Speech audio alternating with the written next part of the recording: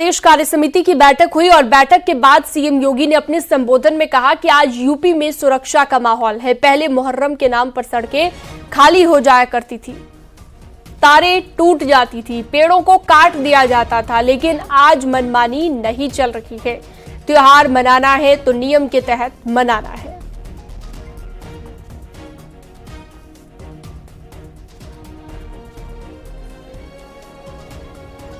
उत्तर प्रदेश के अंदर सुरक्षा का ये वातावरण आपको आज देखने को मिल रहा होगा। याद करिए, इसी मुहर्रम के समय में सड़कें खाली हो जाती थी, सूनी हो जाती थी। आज मुहर्रम आयोजित हो रहा है, इसका पता भी नहीं लग रहा है। ताजिया के नाम पर घर तोड़े जाते थे, पीपल के पेड़ काटे जाते थे, सड़कों के तार हटाए जाते थे, पुल तोड़ दिए जाते थे। आज कहा जाता है किसी गरीब की झोपड़ी नहीं हटेगी। आज कहा जाता है कोई तार नहीं हटेगा। आज कहा जाता है कि सरकार नियम बनाएगी, पर्व और त्योहार मनाना है तो इन नियमों के अंतर्गत मनाओ और नहीं तो अपने घर में बैठ जाओ। ये मनमानापन नहीं चल सकता है। और विधि का शासन कैसे होना चाहिए, सुशासन कैसे होना चाहिए, यह भारतीय जनता पार्टी की सरकारों ने देश के अंदर करके दिखाया है। यूपी में मुहर्रम के जुलूस को लेकर सियासत शुरू हो गई है। समाजवादी पार्टी ने यूपी सरकार पर बड़ा आरोप लगाया है। समाजवादी पार्टी के सांसद जियाउर रहमान बर्क ने कहा है कि यूपी में मुसलमानों के त्योहारों में अड़चन डाली जा रही है। ताजिएदारों पर दबाव बनाकर छोटे ताजिए निकालने का स्टेटमेंट जबरन लिखवाया गया है। पहले 20 से 55 फीट के निकलते थे ताजिए। बर्क ने कहा कि पेड़ तार न काटने का आदेश हठ धर्मिता है। बर्क ने कहा कि यूपी में समाजवादी पार्टी की सरकार आएगी तो मुस्लिम धर्म का सम्मान होगा।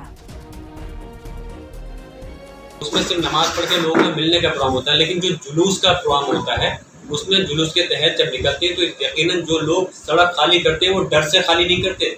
योगी जी पहले इस बात को कहने से पहले सोचे कि लोग डर से सड़क खाली नहीं करते बल्कि दूसरे के सम्मान में सड़कों को खाली करते हैं। अगर हिंदू समाज का कोई त्योहार, कोई जुलूस निकल रहा है तो मुसलमान डर कर खाली थोड़ी कर रहा है सड़क को, वो उसके सम्मान के लिए खाली करता है कि उनका जुलूस निकल जाए और कोई अड़चन पैदा नहीं हो। ये चीज़ दिखाना कि हम सड़कें जो खाली हो जाती थी ये लोगों को गुमराह करना है। कहा कि पेड़ नहीं कटेगा, तार नहीं कटेंगे, तो पेड़ तो कटता ही नहीं था। पेड़ कब कटे? तार जरूर कटते थे, लेकिन तारों को नहीं कटवाया जा रहा। ये अपना आदेश उन्होंने थोपा गया है।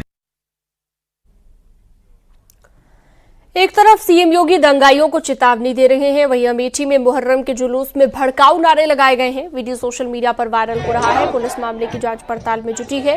कई लड़कों को पुलिस ने हिरासत में भी ले लिया है। पूरा मामला मुसाफिर थाना कोतवाली क्षेत्र का बताया।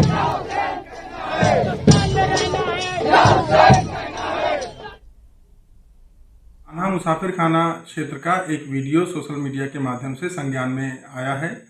वीडियो में दिख रहे लोगों को हिरासत में लेकर उनसे पूछताछ की जा रही है। साथ ही उनके ऊपर सुसंगत धाराओं में अभियोग पंजीकृत कर लिया गया है। वीडियो की भी जांच कराई जा रही है। जो भी आवश्यक वैधानिक कार्रवाई है वो की जाएगी। आगे बढ़ते हैं और अब आपको बताते हैं कि मुहर्रम जुलूस में विवादास्पद नारेबाजी को लेकर संत समाज में भी नाराजगी है और अपनी नाराजगी संत समाज जाहिर कर रहा है। जुलूस में कोतवाली के सामने मुख्य मार्ग पर नारे लगाए गए, हिंदुस्तान में रहना है तो या हुसैन कहना पड़ेगा। ये धमकीदार नारे लगाए जाते रहे। ऐसी स्थिति में पूरे समाज में बड़ा भय उत्पन्न हो रहा है। समाज के लोग बार बार फोन करके मुझे इस घटना की जानकारी दे रहे हैं। मैं माननीय मुख्यमंत्री जी से और जिला प्रशासन से तत्काल कार्रवाई की मांग करता हूं।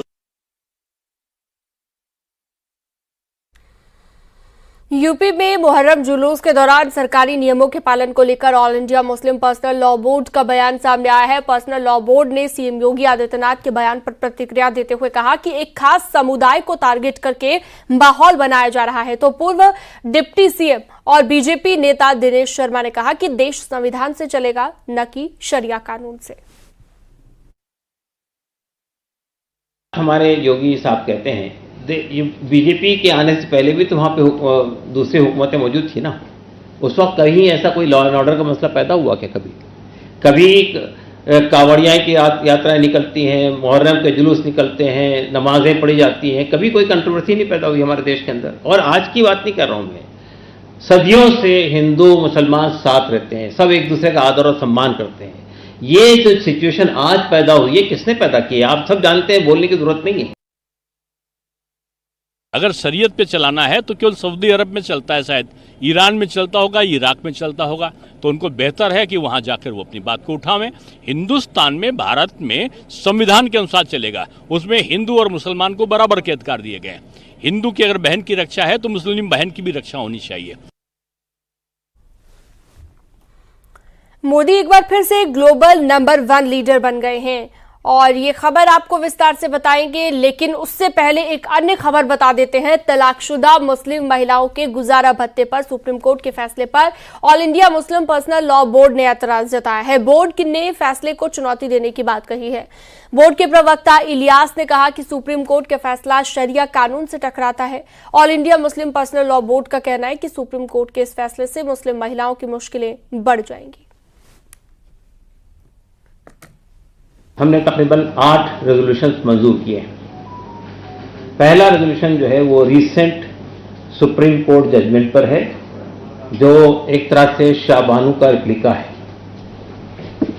इसके सिलसिले में बोर्ड ने पहली बात तो ये कही कि ये फैसला जो है सुप्रीम कोर्ट का इस्लामी कानून यानी कानून शरीयत, जो कि हिंदुस्तान में शरीयत एप्लीकेशन एक्ट के नाम से जाना जाता है, जो शरिया के कानून पर बेस्ड है, ये उससे कन्फ्लिक्ट करता है, उससे मुतसादिम है। जाहिर है कि हम ये बात इससे पहले भी कहते रहे हैं कि मुसलमान जो है वो शरीयत का पाबंद है और वो कोई ऐसी बात नहीं कर सकता है जो शरीयत से कन्फ्लिक्ट करती हो। सुप्रीम कोर्ट के जजमेंट में ये बात कही गई है कि ये in the interest of women है। ये जो जजमेंट है वो औरतों के मफाद में या औरतों की भलाई के लिए किया गया है। हमारा मानना ये है कि अगर आप रिश्तों पे, शादी ब्याह के मामला पे अगर गौर करेंगे तो आप महसूस करेंगे ये in the interest of women नहीं है, बल्कि हम महसूस करते हैं कि औरतों के लिए ये एक मुसीबत बन जाएगा फैसला। इसलिए कि अगर कोई आदमी शादी के बाद या तलाक के बाद भी अगर उसे ज़िंदगी भर मेंटेनेंस देना है तो वो तलाक क्यों देगा? All India Muslim personal law board ने कुल 8 प्रस्ताव पास किए हैं। इसमें यूसीसी का भी मुद्दा था। बोर्ड का मानना है कि यूसीसी संविधान के मूल भावना के खिलाफ है। बोर्ड इसे भी सुप्रीम कोर्ट में चुनौती देने का फैसला ले चुका है।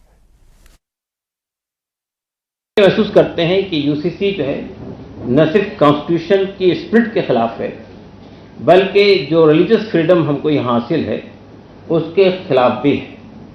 तो हमने ये बात कही गई है कि यूसीसी के सिलसिले में अगर सेंट्रल गवर्नमेंट या स्टेट गवर्नमेंट भी कोई बात तय करती है तो उन्हें इससे रेफरेंस